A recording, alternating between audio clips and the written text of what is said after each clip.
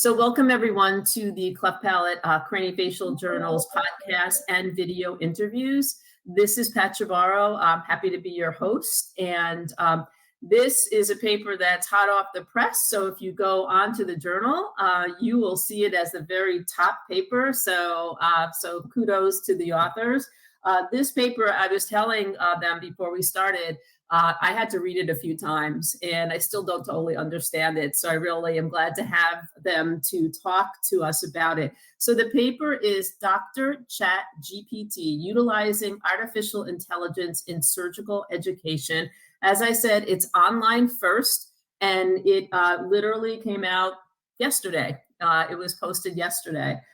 And so the authors are Dr. Michael Lebhar, Alexander Velasquez, Shelby Goza, and Dr. Ian Hoppe, who's here with both Michael and Ian are here with me now. Thanks so much for joining me for the podcast. Thanks for having us. Thank you. So first, I always sort of like to get an idea from authors. What made you decide to work on this project? What motivated you to look at this? Yeah, so it was around November that ChatGPT as a program kind of came into existence. It's been in development for many, many years, but the public really didn't hear about it until November of 2022. And my personal hobbies, I've always been a computer geek, interested in technology. I majored in biomedical engineering before coming into medical school. So this has always been something I'm interested in, I've been paying attention to. And when I saw it come out, there was a lot. I mean, it blew up overnight. There were 100 million users within a week of this program coming out, one of the fastest growing applications of all time. And at the time, it was really interesting because we really didn't understand what the capabilities of a technology like this are.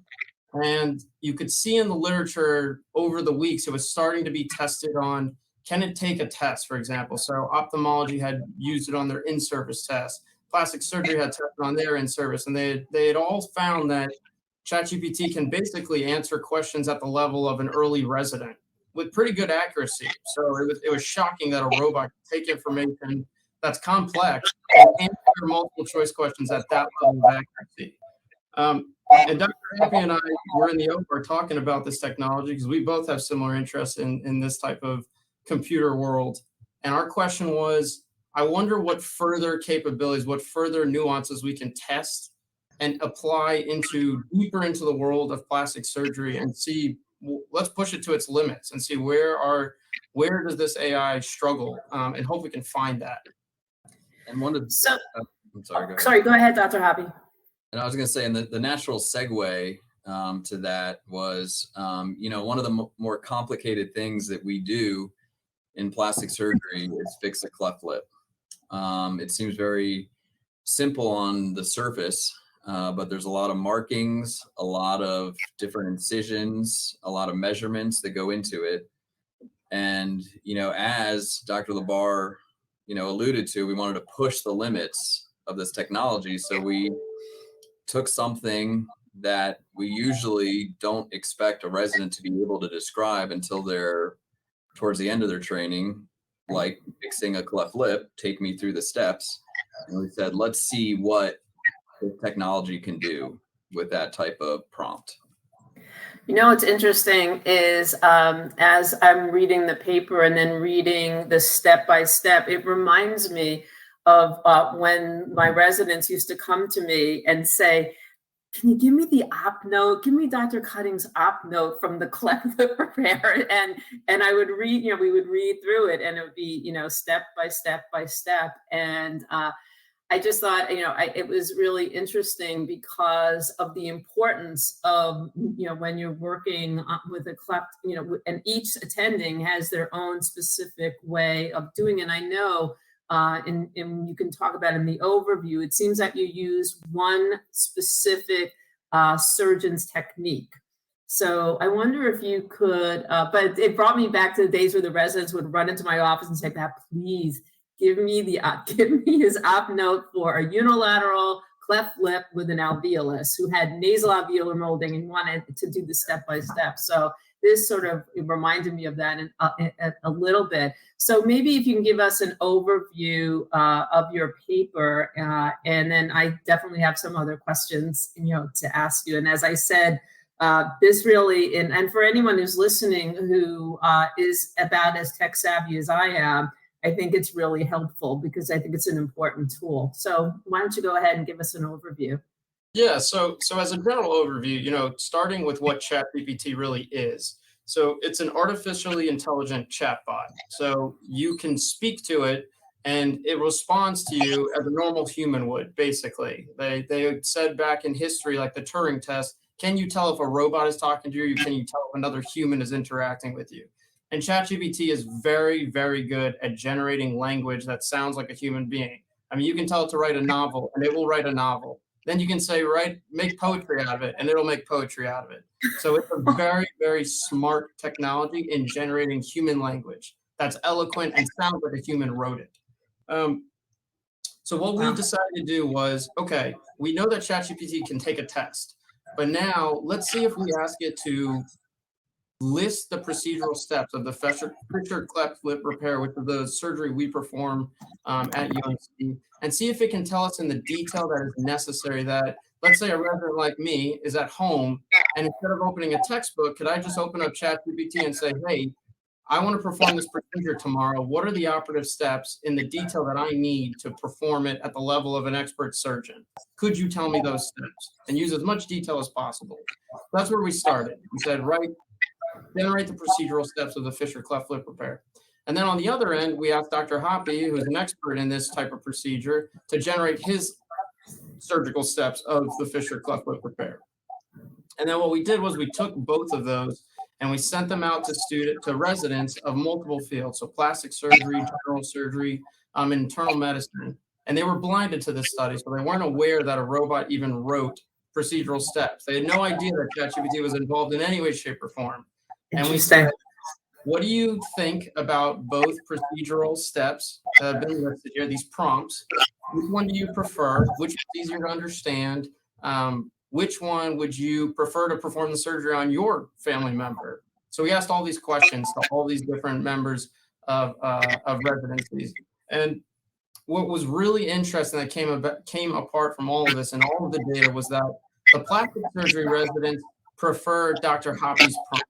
They like the detail he mentioned. They like as he went in as much detail as possible to perform the procedure because he knows how to perform the procedure. ChatGPT, on the other hand, is very good at eloquently hitting around the box of what the procedure is, but not specifically saying what you need to do in the OR. Anyone who wasn't a plastic surgeon actually preferred the ChatGPT response, which was very interesting. And even when you get even farther away, you start at general surgery, who don't normally perform cleft lip repairs, they prefer the ChatGPT response. You see that amplified even more as you go to internal medicine. And then we added medical students. They prefer it even more because it's more simplistic, it's easier to follow, and it's very eloquently written.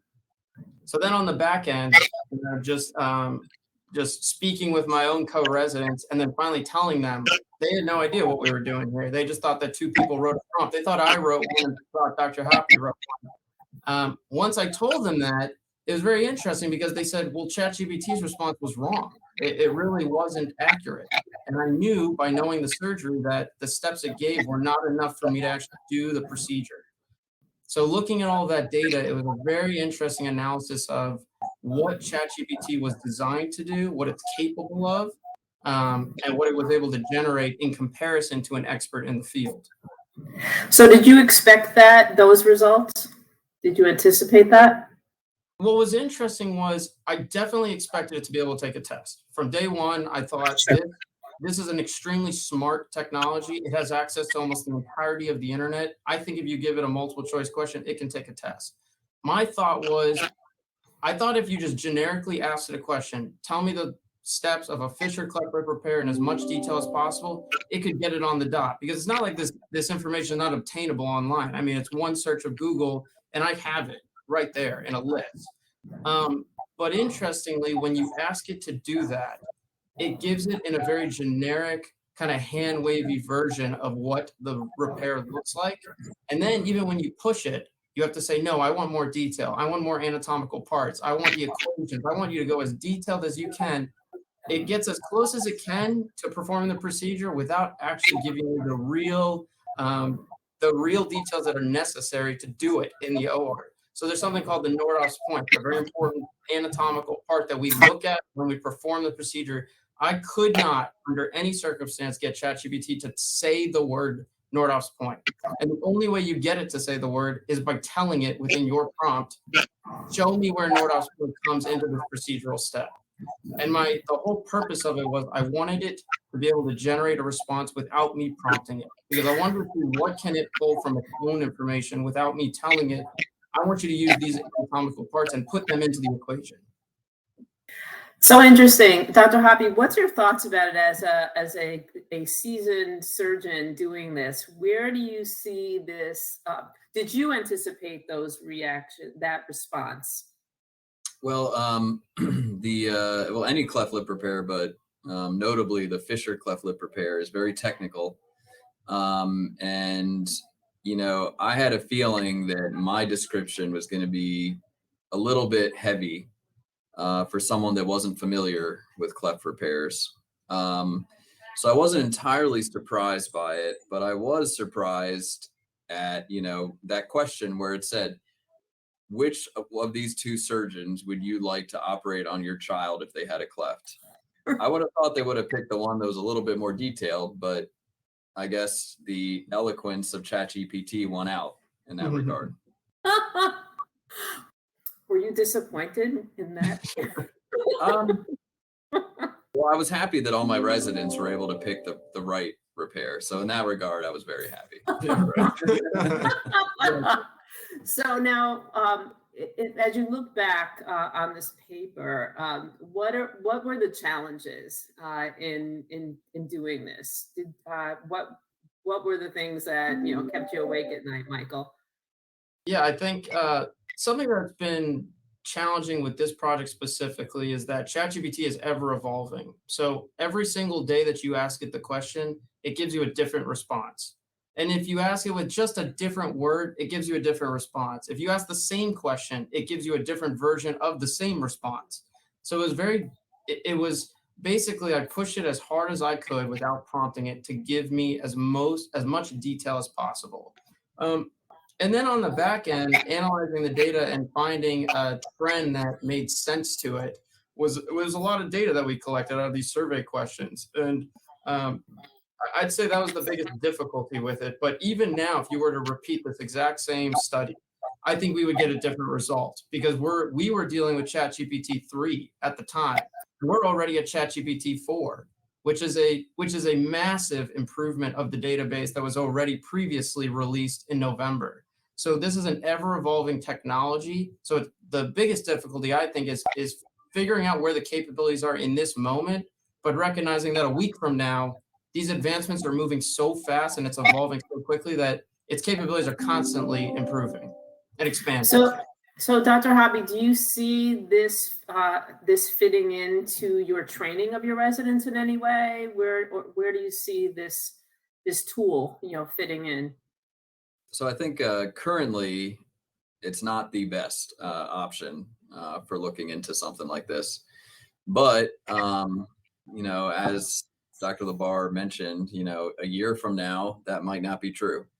It might be a great way to potentially have a description of a procedure that I only really know one way of describing it, but having a different way of describing it that might make more sense to a trainee. So I think there's a lot of potential to it, but right now we're not there yet.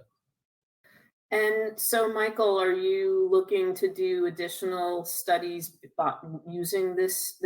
I knew you were. Absolutely. Knew you were. What year are you? What year are you in your residency? I'm a third-year plastics resident. All right. So what do we expect to see? Is something in progress now? What can our listeners expect? Yeah, so I don't want to reveal everything that I'm working on with ChatGPT, but I will say my interest in the technology is where can I find it being implemented in current clinical practice? Where can it not only augment a surgeon or a medical practitioner of any sort, but at some point it's going to start replacing in some version or another. And it may not be in the exact decision of making a medical change or providing a medication, but we're starting to look into interesting versions of using it in the clinic, like providing an informational way for patients to ask questions, to limit the time that we have to be in the room to answer the same questions as you would answer with every patient. So they can speak with ChatGPT in a way, get questions generically answered for them, and then we can specify further once the surgeon or the resident were to come into the room. So we're trying to use it in ways that we imagine it will augment medical practice. But I'll tell you, I think the place where I think there will be limits with this artificial intelligence will be performing surgeries. I think that's our limit. I don't think we're going to get to the point within the next 10 to 15 years where it can actually do a surgery itself. You know, you have the Da Vinci robot that uses the input of a surgeon, and then you have ChatGPT, which provides verbal responses, but it's not analyzing visual images and making decisions on the fly at all moments. That's not to say, though, that I think within 20, 25 years, this technology will be there in some form or another.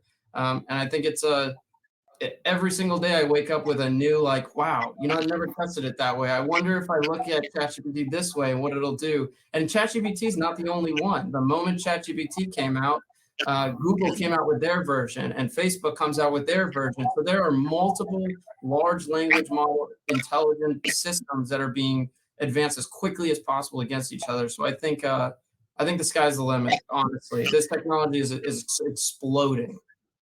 Yeah, you know, you were mentioning about use with patients and families. You know, as a nurse practitioner, a big part of my role was patient education and a lot of the questions that parents would ask. And I think I can see this if it's, you know, really developed for parents and patients, where they have a pre-op with you, but then they could go home, and if they continue to have questions, they can review it using this method.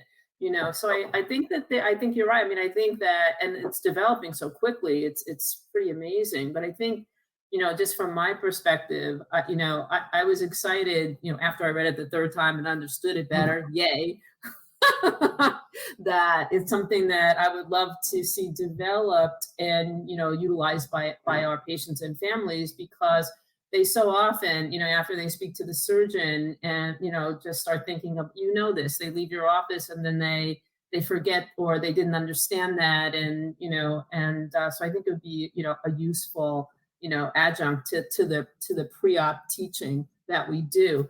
So one question I have for you, Michael, for other residents who are doing research like this, what advice do you have for them? Because, you know, I think, and I know that residents need to do, you know, research as part of their training. And for some, it's really more challenging than for others. So what advice do you have for that? I would say, and I really did not realize, so I've been doing research for years. You kind of have to get to become a plastic surgery resident, to get through this, you have to be doing research this whole time. I've only really recognized this recently, but this has been one of the most enjoyable projects I have pursued because it was interesting. I was really into it. There's a technology that I see myself using long-term. My biggest advice would be pick something that you find fun and exciting, that you want to ask just an additional question. You want to push the cutting edge of technology just a little bit further, or the cutting edge of a procedure, or a social determinant of health. You just want to push it one step further that hasn't been asked, in a way that is enjoyable and fun to you. Because I think, you know, research can get grueling. It can be a lot of data, a lot of work, a lot of revisions. It takes a long time from start to finish creating a project. And I'm still learning this, but I learned a lot from this project, that if it's exciting and it's fun, it really doesn't feel as much as like, oh, this is work. It was really enjoyable to do this. The data was really interesting to me. And now, once you see something like this come out, you expand upon it. You go, that was really fun. Now I want to see what else I can look at and expand upon. So that would be my advice. Find something enjoyable, find something that you're passionate about, and go for it. I know. I think that is really good advice because I've seen, I've worked with residents for so many years and seen some of the projects they've worked on. And there were some that they would say, I just wish I was more interested. It just seems like work, like you said. So, and as a seasoned researcher, Dr. Hoppe, what other thoughts might you have for those who are embarking on some of this research?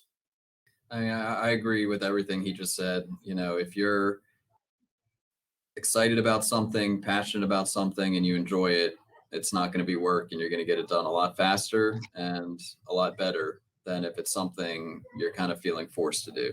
And that doesn't extend to just research. That's what you decide to specialize in, and even within plastics, what you decide to do. And I tell the residents that every chance I get. Well, I can tell you, for having done pediatric craniofacial surgery for 34 years, it was a joy, and I think that advice to choose something that you're really interested in, because it's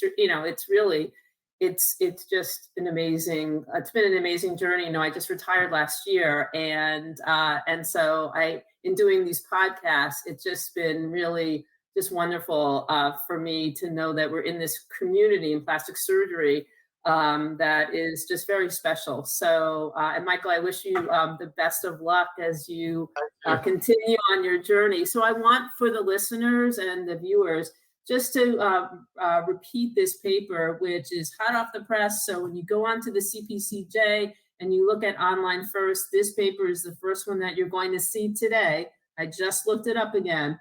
And it's Dr. ChatGPT, utilizing artificial intelligence in surgical education. Again, it came out yesterday, and the authors from the University of Mississippi Medical Center and School of Medicine are Dr. Michael Lebhar, Alexander Velasquez, Shelby Goza, and Dr. Ian Hoppe. And Michael and Ian, thank you so much for joining me. And I'm really excited to see what else you publish and to have you come back and give us the next chapter of this. So thanks again. Really appreciate it. Thanks for having us. Thank you so much.